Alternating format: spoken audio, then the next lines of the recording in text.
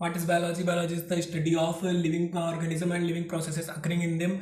And according to second definition, biology is the study of life on Earth. Story of life on Earth. Father of biology is Aristotle.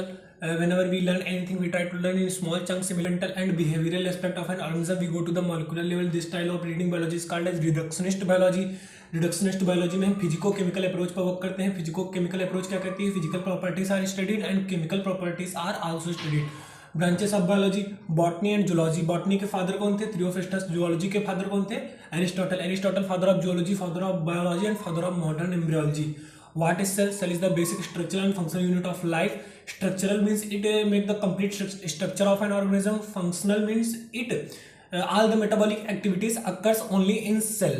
It keeps our body in living state. Unit मतलब it repeats itself to make a complete structure. Life.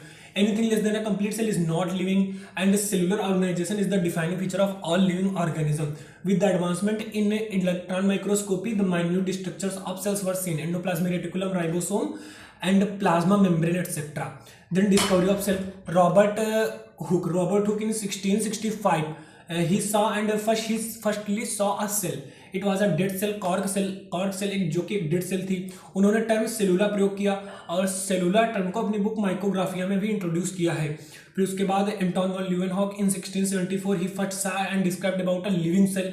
Living cell उन्होंने protozoa like cells को देखा जो कि motile cells थी. Motile cells होने के कारण उन्होंने सेल टर्म को चेंज करके एनिमल क्यूल्स एक नया टर्म दिया. फिर Robert Brown in 1831 first saw and described the nucleus.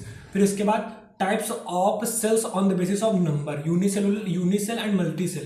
Unicellular organisms and multicellular organisms. Unicellular में it contains only one cell. Multicellular में it contains more than one cell.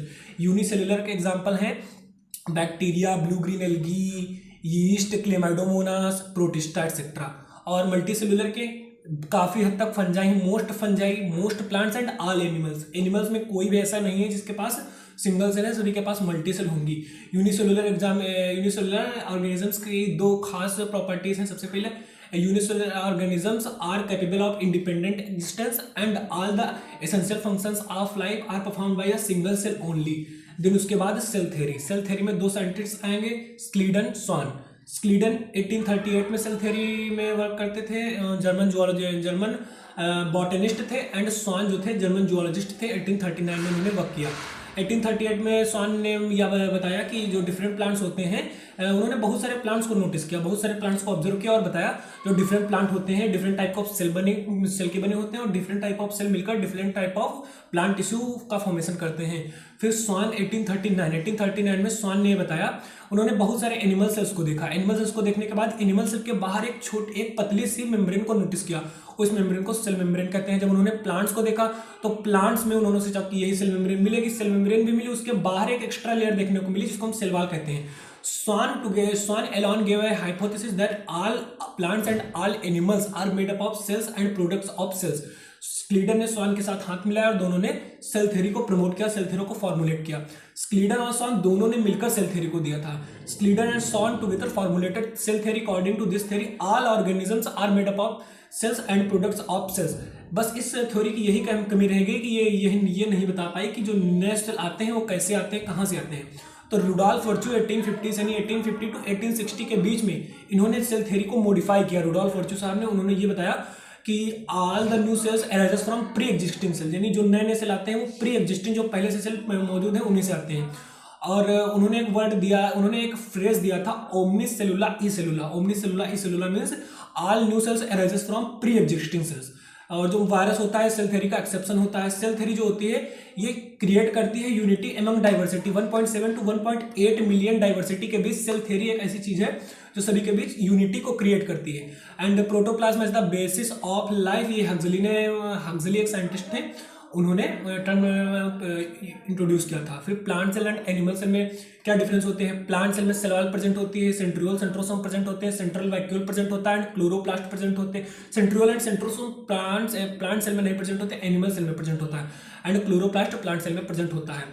फिर प्लांट एंड एनिमल सेल के बाद हम आए general overview of cell. यानी cell का एक नॉर्मल सा ओवरव्यू देखेंगे कैसा सेल का ओवरव्यू होता है.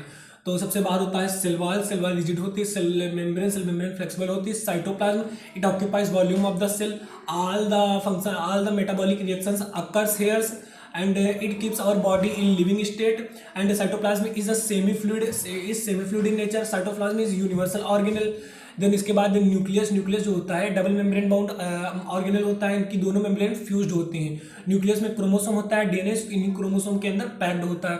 एंड उसके बाद हम चलेंगे प्रोकैरियोटिक यूकैरियोटिक सेल्स के पास। प्रोकैरियोटिक और यूकैरियोटिक सेल जो होती हैं इनको on the basis of well defined nucleus के आधार पर इंट्रोड्यूस किया गया है। तो जिनमें वेल डिफाइंड न्यूक्लियस प्रेजेंट होता है, जिनमें न्यूक्लियर मेम्ब्रेन प्रेजेंट होती है, उनको यूकैरियोटिक सेल कहते हैं। जिनमें नहीं प्रेजेंट होती है उनको प्रोकैरियोटिक सेल कहते हैं। प्रोकैरियोटिक सेल में मेम्ब्रेन बाउंड ऑर्गेनल्स एब्सेंट होते हैं और यूकैरियोटिक सेल में मेम्ब्रेन बाउंड ऑर्गेनल्स प्रेजेंट होते हैं। राइबोसोम जो कि एक नॉन मेम्ब्रेन बाउंड ऑर्गेनल है, दोनों प्रोकैरियोटिक यूकैरियोटिक दोनों टाइप्स के सेल्स में पाया जाएगा। प्रोकैरियोटिक राइबोसोम सेंटियस टाइप का होगा and eukaryotic ribosome 80s type का होगा। 80s और सेंटियस दोनों टाइप के जो राइबोसोम होते हैं यूकैरियोटिक सेल्स में पाए जाएंगे। Mitochondria and chloroplast which are semi autonomous organs, इनमें 17s टाइप के राइबोसोम मिलेंगे। फिर इसी के नीचे जो सेंट्रियोल एंड सेंट्रोसोम होंगे वो केवल एनिमल सेल में पाए जाएंगे, ना प्रोकैरियोटिक सेल में पाए जाएंगे ना प्लांट सेल में पाए जाएंगे। फिर इसके बाद cells of different size and shapes, तो जो एक सेल का शेप होता है उसके वर्क करने पर डिपेंड करता है, जैसा वो वर्क करेगा वैसा ही उसका सेल होगा, यानी वैसा ही उसका शेप होगा। यानी structure and shape of a cell vary according to a function a cell perform. इसके बाद डिफरेंट हम पैरामीटर्स देखेंगे, डिफरेंट टाइप्स का ऑफ सेल के साइजेस एंड लेंथ्स देखेंगे। सबसे छोटा लिविंग सेल होता है माइकोप्लाज्मा, जिसकी लेंथ होती है 0.3 micrometre. And size of PPL pleuro pneumonia like organism which are type of mycoplasma, जिसकी लेंथ होती है 0.1 माइक्रोमीटर। एंड जो आरबीसी डब्ल्यूबीसी होती है अमीबॉइड शेप की होती है। टिपिकल बैक्टीरियल सेल जो होती है इसकी लेंथ होती है 3 to 5 micrometre and typical bacterial cell का साइज होता है 1 to 2 माइक्रोमीटर। एंड जो यूकैरियोटिक सेल होती है, टिपिकल यूकैरियोटिक सेल जिसको हम ह्यूमन चीक सेल बोलते हैं, इसका साइज होता है 10 to 20 micrometre. And diameter of RBC 7 micrometre होता है। रेडियस ऑफ आरबीसी 3.5 माइक्रोमीटर होता है। And columnar cells thin column like होती हैं। और भी बहुत सारी चीजें जैसे ट्रैकीड ये डेड सेल होती है जिसमें न्यूक्लियस नहीं होता है, इलोंगेटेड सेल्स होती हैं। फिर इसके बाद हम प्रोकैरियोटिक सेल्स पर आएंगे। प्रोकैरियोटिक सेल्स में वेल डिफाइंड न्यूक्लियस एंड जैसा कि पहले हम बता चुके हैं, well defined nucleus and membrane bound organelles and well defined nucleus, membrane bound organelle and nuclear envelope absent होता है। इसके एग्जांपल्स क्या है? बैक्टीरिया, ब्लू ग्रीन एल्गी और protista. Bacteria, blue green algae, protista नहीं, bacteria, blue green algae, cyanobacteria के बाद PPL, mycoplasma. फिर जो प्रोकैरियोटिक सेल्स होती हैं ये यूकैरियोटिक सेल से स्मॉल होती हैं और यूकैरियोटिक सेल से जल्दी मल्टीप्लाई करती हैं, यूकैरियोटिक सेल से ज़्यादा जल्दी डिवाइड कर जाती हैं। जो प्रोकैरियोटिक सेल्स होती हैं, all the prokaryotic cells are fundamentally similar despite of having different shape, size and functions.